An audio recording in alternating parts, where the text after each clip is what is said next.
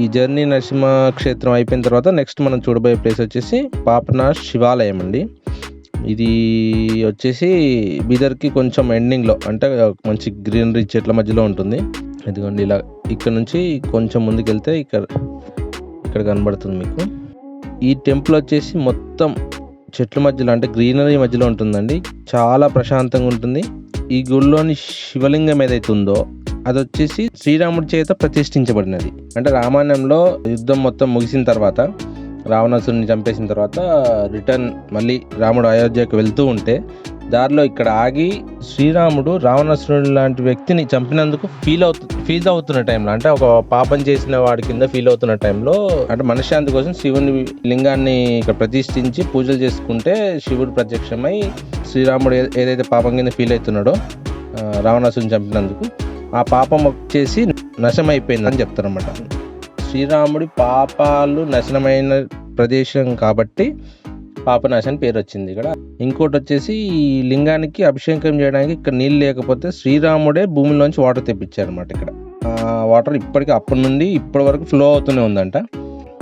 ఇదే అండి, ఇదే రాముడు వాటర్ తెప్పించిన ప్రదేశం అనమాట. దీన్ని రామతీర్థం అని కూడా అంటారు. అప్పట్లో అంటే యాక్చువల్గా శ్రీరాముడు ప్రతిష్ఠించిన గుడి వేరు, అంటే శివలింగం అదే కానీ గుడి అయితే వేరండి. అప్పుడు కట్టించిన గుడి అదంతా మొత్తం కూలిపోయిన తర్వాత ఈ కర్ణాటక గవర్నమెంట్ మళ్ళీ ఫ్రెష్గా మొత్తం కన్స్ట్రక్ట్ చేసింది దీన్ని. ఈ పక్కన కనిపించే రూమ్స్ అండి, ఇక్కడ రూమ్స్ కూడా ఉంటాయి.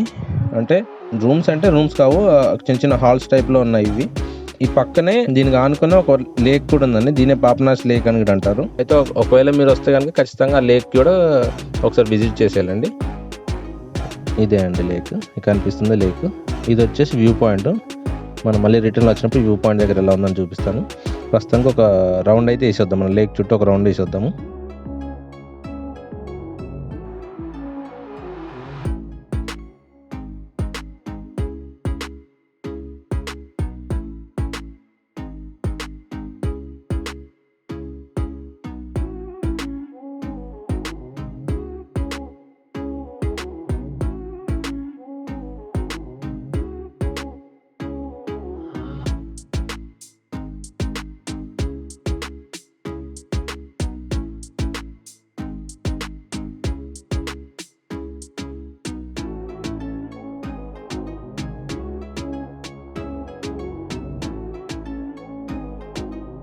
అంతకుముందు ఈ రోడ్ లేదంటండి, అంటే రౌండ్గా అయితే లేదంట రోడ్డు, కొంచెం ముందు వరకు ఉండి వెనక్కి రావాల్సి వచ్చేది. కానీ ఇప్పుడు మొత్తం రౌండ్గా రోడ్ వేస్తున్నారు. మేము వెళ్ళినప్పుడు కూడా ఇంకా కన్స్ట్రక్షన్ అవుతుంది.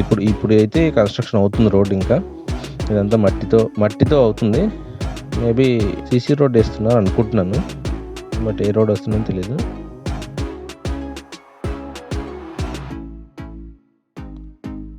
ఒక రౌండ్ అయితే మొత్తం వేసాము. ఈవినింగ్ టైంలో వస్తే ఇంకా చాలా బాగుంటుంది అనుకుంటున్నాను నేను, ఎందుకంటే కొంచెం ఎండ ఉండదు, ప్రశాంతంగా ఉంటుంది. ఇక్కడ ఎక్కడైనా కూర్చోవచ్చు కూడా మీరు చెట్లలో. ఓకే, ఇదైతే కంప్లీట్ అయిపోయింది. రిటర్న్లో వెళ్తూ ఇదిగోండి వ్యూ పాయింట్ దగ్గర ఒకసారి ఆగుదాము. ఇదిగోండి ఇది వచ్చేసి వ్యూ పాయింట్ అనమాట. అంటే ఇక్కడికి వచ్చిన తర్వాత ఈ లేక్ ఒకవేళ చూడాలనుకుంటే ఇక్కడ నుంచి వ్యూ పాయింట్ దగ్గర నుంచి కొంచెం వ్యూ బాగుంటుంది. సో ఒకసారి ఇక్కడ ఆగి కావాలంటే కాసేపు ఉండి వెళ్ళొచ్చు. నెక్స్ట్ వీడియోలో బీదర్లోని నెక్స్ట్ ప్లేస్తో మీ ముందుకు వస్తాను. ఈ వీడియో కనుక నచ్చినట్టయితే please like, share and subscribe. దాంతోపాటు బీదర్ నెక్స్ట్ వీడియో పెట్టగానే మీకు నోటిఫికేషన్ రావడం కోసం గంట కూడా కొట్టండి.